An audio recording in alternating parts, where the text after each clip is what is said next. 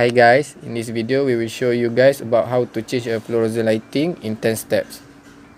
Okay, the first step is we switch off the light to make sure there is no electricity flow. The second step is safely remove the fluorescent light from the holder.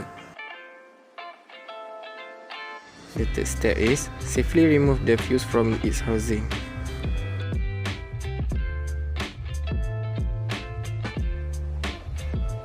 Step 4 is remove the housing cover using the screwdriver.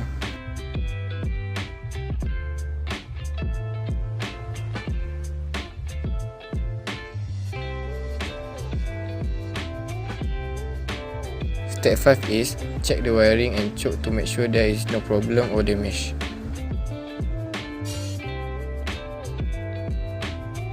Step 6, after done checking the wiring and choke, reinstall the housing cover back safely.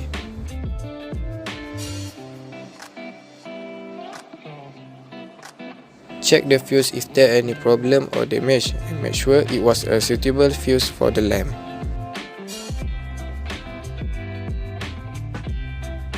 Step 7 is check the tube holder to make sure there is no problem or damage.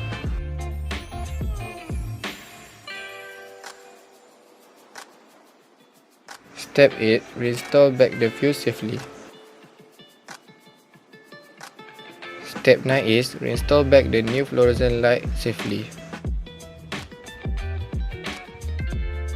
For the final step, switch on the light to make sure the light is on.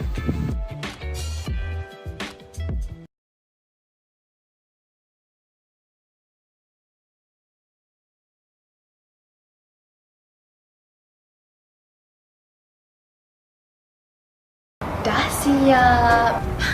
Dah siap. Dah siap.